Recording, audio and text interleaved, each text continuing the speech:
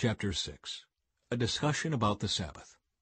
One Sabbath day, as Jesus was walking through some grain fields, his disciples broke off heads of grain, rubbed off the husks in their hands, and ate the grain. But some Pharisees said, "Why are you breaking the law by harvesting grain on the Sabbath?" Jesus replied, "Haven't you read in the Scriptures what David did when he and his companions were hungry? He went into the house of God and broke the law by eating the sacred loaves of bread that only the priests can eat. He also gave some to his companions." And Jesus added, "The Son of Man is Lord even over the Sabbath." Jesus heals on the Sabbath. On another Sabbath day, a man with a deformed right hand was in the synagogue while Jesus was teaching. The teachers of religious law and the Pharisees watched Jesus closely. If he healed the man's hand, they planned to accuse him of working on the Sabbath. But Jesus knew their thoughts. He said to the man with the deformed hand, "Come and stand in front of everyone." So the man came forward. Then Jesus said to his critics, "I have a question for you. Does the law permit good deeds on the Sabbath? Or is it a day for doing evil? Is this a day to save life or to destroy it?" He looked around at them one by one, and then said to the man, "Hold out your hand." So the man held out his hand, and it was restored. At this, the enemies of Jesus were wild with rage and began to discuss what to do with him. Jesus chooses the 12 apostles. One day soon afterward, Jesus went up on a mountain to pray, and he prayed to God all night.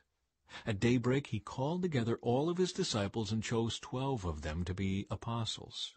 Here are their names: Simon, whom he named Peter; Andrew, Peter's brother; James; John; Philip; Bartholomew; Matthew; Thomas; James, son of Alphaeus; Simon, who was called the Zealot; Judas, son of James; Judas Iscariot, who later betrayed him. Crowds followed Jesus. When they came down from the mountain, the disciples stood with Jesus on a large level area, surrounded by many of his followers and by the crowds. There were people from all over Judea and from Jerusalem and from as far north as the seacoasts of Tyre and Sidon. They had come to hear him and to be healed of their diseases, and those troubled by evil spirits were healed. Everyone tried to touch him because healing power went out from him, and he healed everyone. The Beatitudes. Then Jesus turned to his disciples and said, "God blesses you who are poor, for the kingdom of God is yours. God blesses you who are hungry now, for you will be satisfied. God blesses you who weep now, for in due time you will laugh. What blessings await you when people hate you and exclude you and mock you and curse you as evil because you follow the Son of Man. When that happens, be happy, yes, leap for joy, for a great reward awaits you in heaven. And remember, their ancestors treated the ancient prophets that same way." Sorrows foretold. What sorrow awaits you who are rich, for you have your only happiness now. What sorrow awaits you who are fat and prosperous now, for a time of awful hunger awaits you. What sorrow awaits you who laugh now, for your laughing will turn to mourning and sorrow. What sorrow awaits you who are praised by the crowds, for their ancestors also praised false prophets. Love for enemies. But to you who are willing to listen, I say, love your enemies. Do good to those who hate you. Bless those who curse you. Pray for those who hurt you. If someone slaps you on one cheek, offer the other cheek also. If someone demands your coat, offer your shirt also. Give to anyone who asks, and when things are taken away from you, don't try to get them back. Do to others as you would like them to do to you. If you love only those who love you, why should you get credit for that? Even sinners love those who love them. And if you do good only to those who do good to you, why should you get credit? Even sinners do that much. And if you lend money only to those who can repay you, why should you get credit? Even sinners will lend to other sinners for a full return.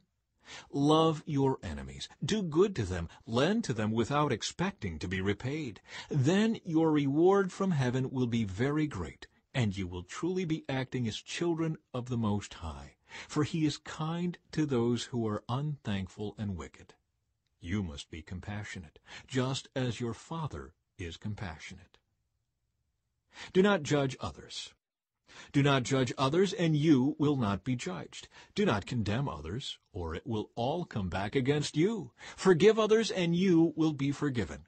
Give, and you will receive. Your gift will return to you in full, pressed down, shaken together to make room for more, running over and poured into your lap. The amount you give will determine the amount you get back. Then Jesus gave the following illustration. Can one blind person lead another? Won't they both fall into a ditch? Students are not greater than their teacher, but the student who is fully trained will become like the teacher. And why worry about a speck in your friend's eye when you have a log in your own? How can you think of saying, "Friend, let me help you get rid of that speck in your eye," when you can't see past the log in your own eye? Hypocrite! First get rid of the log in your own eye, then you will see well enough to deal with the speck in your friend's eye. The tree and its fruit. A good tree can't produce bad fruit, and a bad tree can't produce good fruit. A tree is identified by its fruit. Figs are never gathered from thorn bushes. Grapes are not picked from bramble bushes. A good person produces good things from the treasury of a good heart, and an evil person produces evil things from the treasury of an evil heart. What you say flows from what is in your heart. Building on a solid foundation. So why do you keep calling me Lord, Lord, when you don't do what I say? I will show you what it's like when someone comes to me, listens to my teaching, and then follows it. It is like a person building a house who digs deep and lays the foundation on solid rock. When the floodwaters rise and break against that house, it stands firm because it is well built. But anyone who hears and doesn't obey is like a person who builds a house without a foundation. When the floods sweep down against that house, it will collapse into a heap of ruins.